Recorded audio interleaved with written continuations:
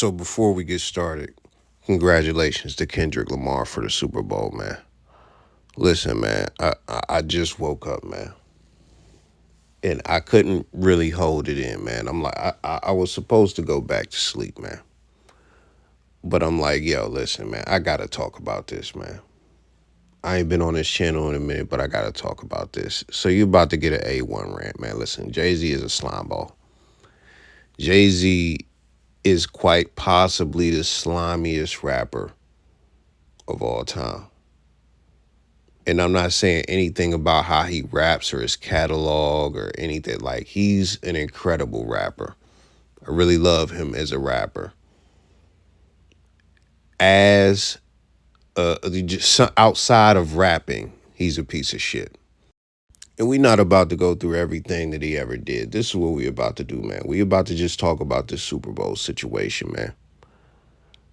You know, we got to go back. We got to go back a little bit. And we got to go back to how he got the Super Bowl, director position as far as a halftime show. So Kaepernick was kneeling, right? While Kaepernick was kneeling, he did that album with Beyonce, right? While Kaepernick was kneeling, I'm pretty sure he was also doing the title stuff. So he was heavy on the, black excellence, we shall overcome vibe. He even said a line in one of the songs that was anti-NFL, anti-Super Bowl, because he was trying to side with Kaepernick and he was trying to ride this blackness wave that was going on, this anti-NFL black wave, right? What Jay-Z does is he uses the plight of black people as a marketing tactic to his advantage and things of that nature. If you look at Tidal, that's what that was. He even did a freestyle with it. Talking, and that's what he does. He talking about oppression and stuff like that and all that. You go find that freestyle. So boom, we just trying to lay out the groundwork. So he was so pro-black, and if you're not standing with Kaepernick, you're not pro-black. If you're doing a Super Bowl, you're not pro-black. Listen. So this is what happens. Travis Scott, everybody's turning down the Super Bowl, right? Because of Jay. Around that time, I think Rihanna turned it down. Some other people turned it down. Blah, blah, blah.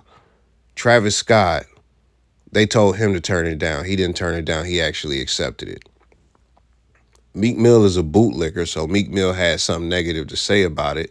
Long story short on that, after Jay-Z got the shit, Meek Mill is performing in it the fucking season opener and shit, because he's a fucking drone. He's a fucking mindless. Like, he's like, he doesn't have a mind of his own. And he's a fucking idiot if we just gonna keep it real. But listen, we get the foundation. We got to continue with the foundation. Boom, Jermaine Dupri. He's about to get the position that Jay-Z had, because they trying to get, somebody black in that space, because they trying to diffuse this Kaepernick shit. Jay-Z tells him not to take the job. And then guess what? Jay-Z takes the fucking job, even though Jay-Z has been one of the most vocal people on some anti-NFL shit. Not only that, Jay-Z got the job and said, I think we done kneeling, when that motherfucker never kneeled ever. Like, we done kneel, like, you never kneeled, nigga. You rapped. You profited from raps about this shit. That's what you did. And you about to get paid by the organization you was standing against. For years, you're going to get paid for years. You're going to get paid healthily, and you snaked the nigga out of a job. Now, see, Jay-Z dick-eating fans be like, oh, man, but see, Jermaine Dupri's not smart for listening to that nigga, because, man, shut the fuck up. If if Jermaine Dupri had took that job, y'all would have took him up top like y'all did Travis Scott. Even though, like, I know the truth. We won't get into that, but listen. After that, Jay-Z begins to throw these Super Bowls. He gives motherfuckers a Mexican Super Bowl is the first Super Bowl. Everything after that has been pretty much black. So that's a positive. I got to keep it real. That's a positive. This channel is called 500K. We're going to keep it 500,000. That's what we're going to do. So listen, that's a positive. We not gonna get too deep because the whole deal he did with the NFL, it was supposed to be a bunch of Black Progress, United Negro College Fund shit that didn't happen. That didn't happen. Like it briefly happened and then it stopped. It didn't continue the way that niggas pitched it. So the point of all that is Jay-Z is a for-profit activist and things of that nature. So let's get that out the way. Just performative, really performative. So when we get past that, we get to the Dr. Dre Super Bowl. 50 has spoken on this on the Breakfast Club. Guess they were trying to say that 50 couldn't perform for whatever reason. But guess who is in charge of who performs? Jay-Z. So behind the scenes, he was trying to block 50 from being a part of the Aftermath Super Bowl show. So Eminem could come, Kendrick could come, Mary J could come, Snoop could come. Everybody could come, but there was a problem as far as 50 coming. Now, if you didn't know, 50 and Jay-Z have had problems in the past. They've had a Cold War. It started with 50 Cent putting Jay-Z in his song How to Rob and dissing him, which it wasn't a serious diss because they didn't know each other and he mentioned 50 names. Now 50 came back and he said, I'm about $1. What the fuck is 50 Cent? A legendary line. You would think it would stop there, but little things have happened, little subliminals, and 50 will say shit in interviews and stuff like that, and et cetera, et cetera. So all of that accumulates to Jay-Z trying to block 50 from the Super Bowl, which he doesn't own the NFL. This is a fucking company he works for. I know y'all love the, oh man, he's the boss. Yeah, he's a manager in this sense because he manages what happens at the Super Bowl halftime show. But he doesn't own the NFL. That's a different person. The NFL pays him. So he doesn't have any stock in the NFL. Not a significant enough portion to call him like a fucking owner or anything like that, of anything. Not even a team. So with that being said, he is using his position to block other artists from opportunities. Real hoe shit. Real hoe shit. That's very white supremacist of him if we gonna be honest. But let's continue. So we get to this Lil Wayne shit. This Lil Wayne shit, man. Let's just get this out the way. You should know the history between Jay-Z and Wayne. You should know Jay-Z was calling himself the best rapper alive.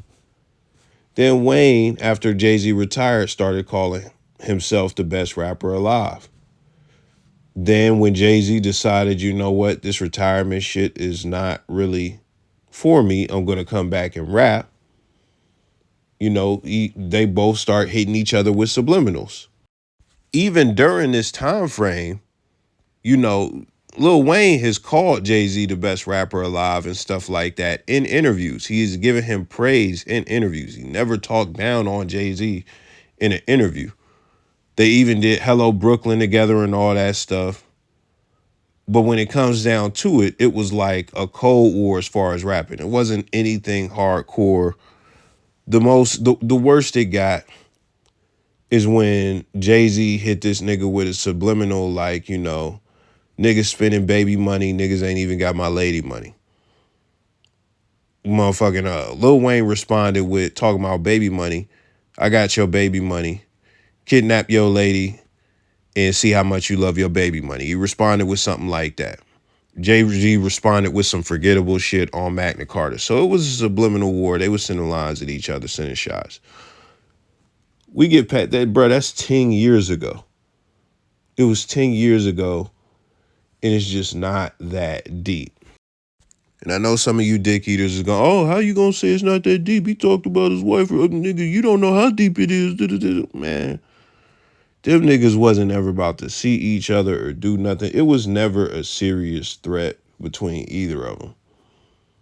We got all these Chicago rappers Jacksonville rappers, like small city rappers. That's the real shit. That's the real deadly shit. This shit is nothing. This nigga, even the shit he had going on with 50, the real shit was with Murder Inc. and 50 Cent and Supreme in them.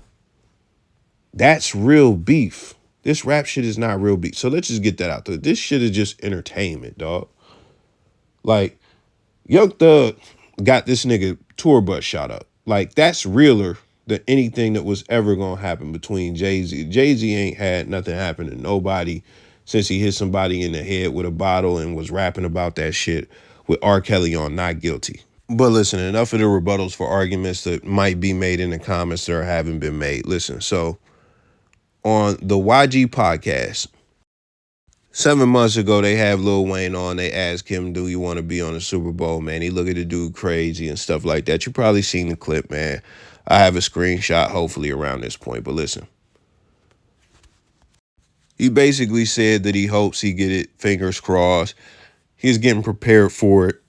You know, he's trying to make sure everything was in alignment because he got an album coming out and stuff like that. He working on an album. He was going to make sure that everything was good for that.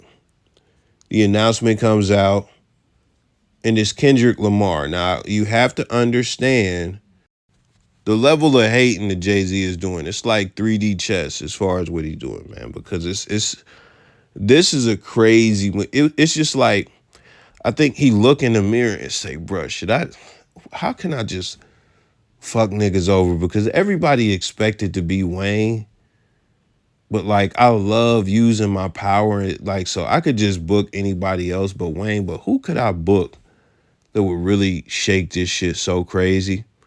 And he booked Kendrick. Listen, I've done enough videos about Kendrick and all of that stuff, so we don't got to get too deep on him, but listen, 3D chess. If you don't know what's going on with Drake and Jay-Z, they've had a Cold War as well.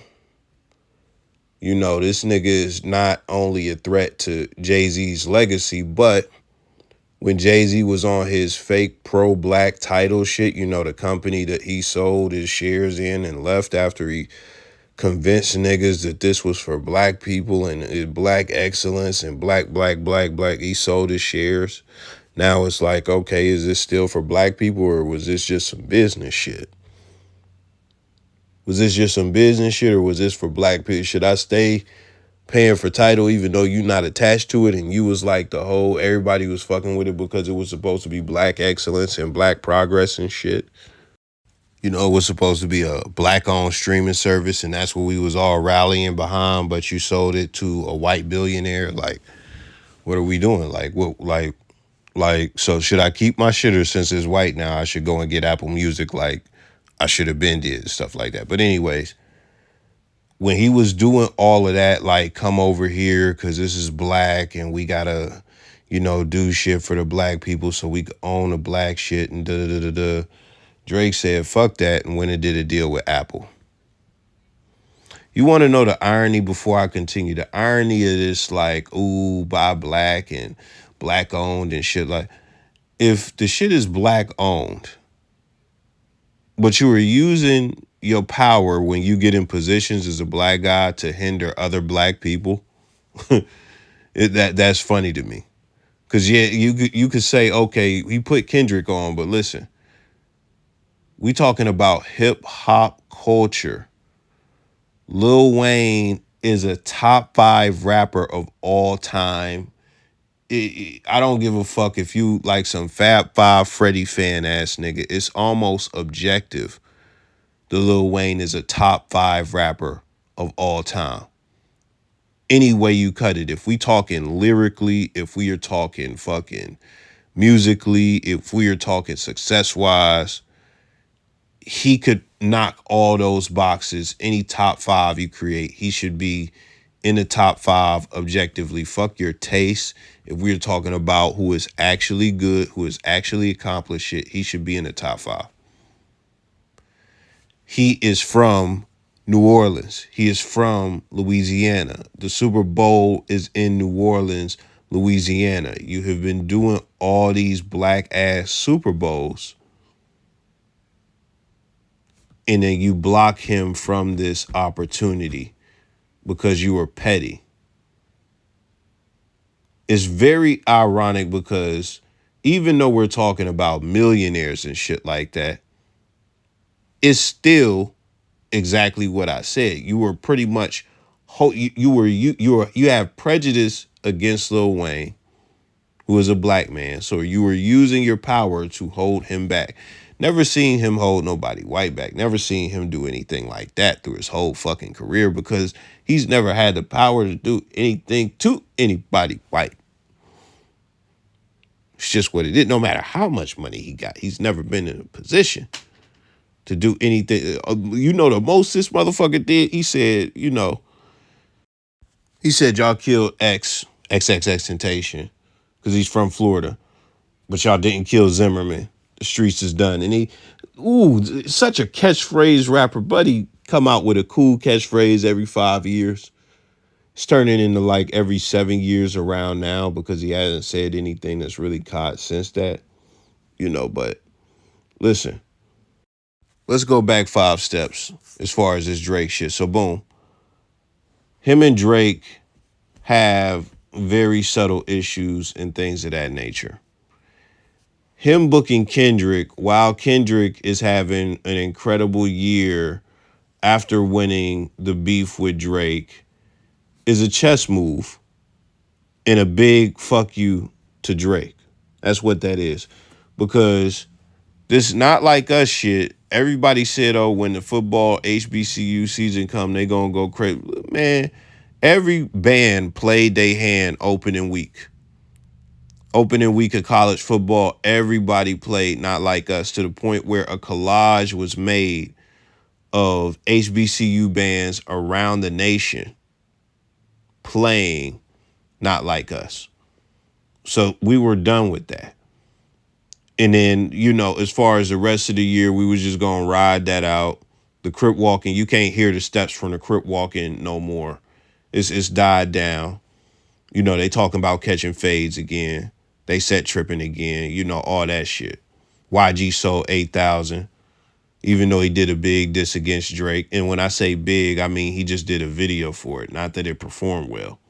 But listen, all of that to say, he put this cat on, and now when we go into 2025, we have to hear Not Like Us in January, possibly February, depending on when this shit run. But we got to hear it in the first quarter of 2025 at the Super Bowl. We have to hear it now. And Jay-Z put Kendrick in that position knowing he has an active beef with Drake. That's what he did. So that's one bird with one stone. Now, here's the other bird. You have these issues with Wayne.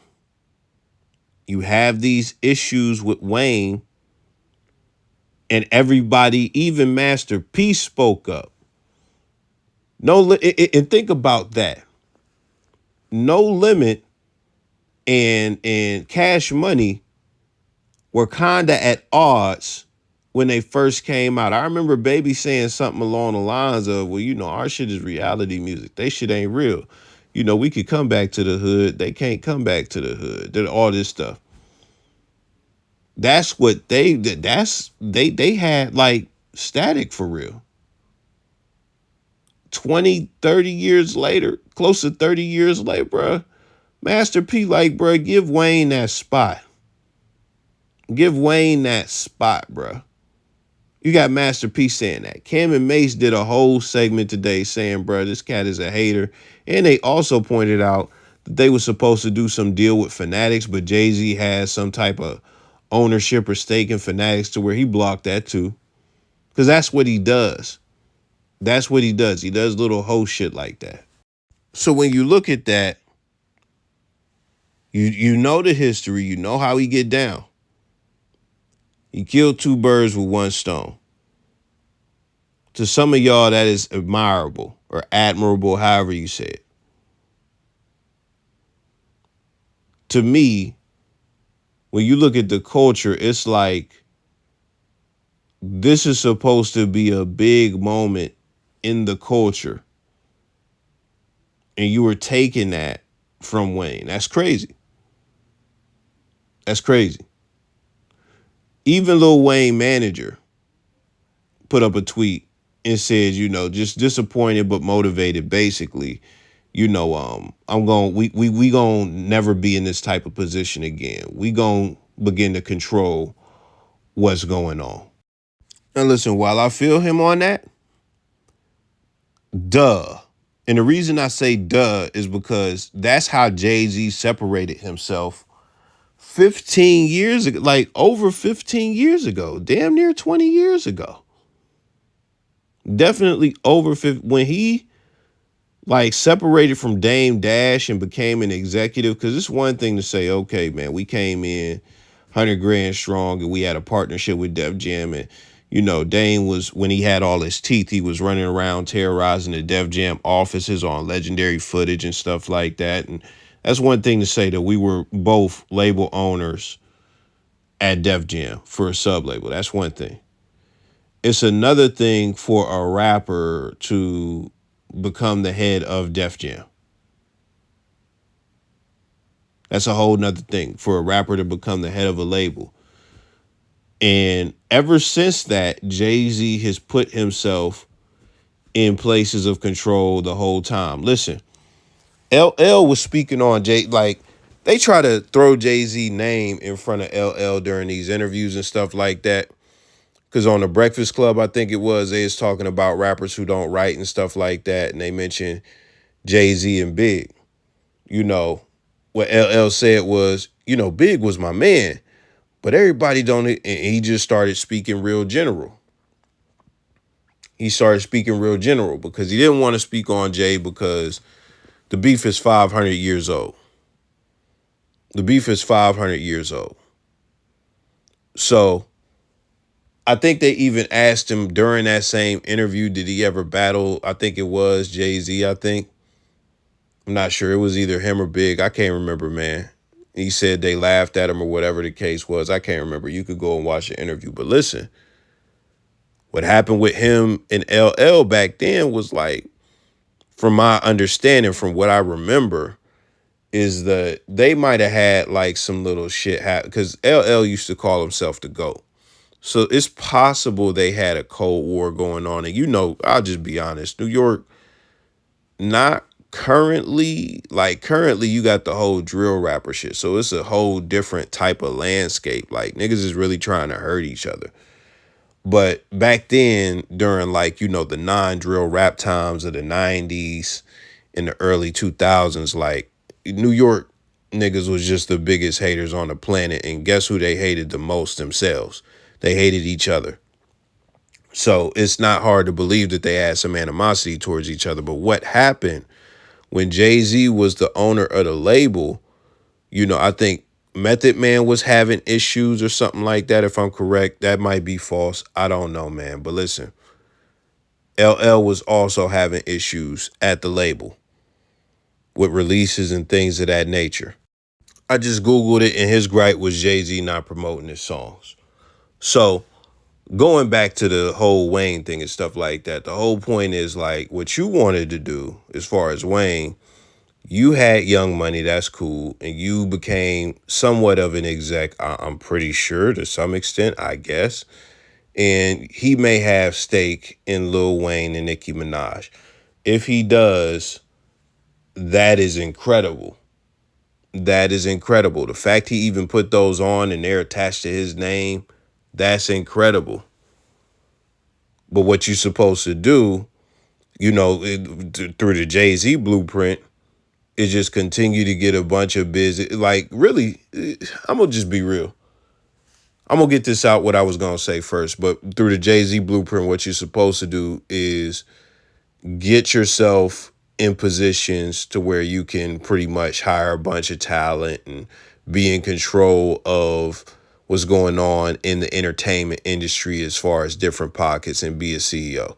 That's the Jay-Z playbook.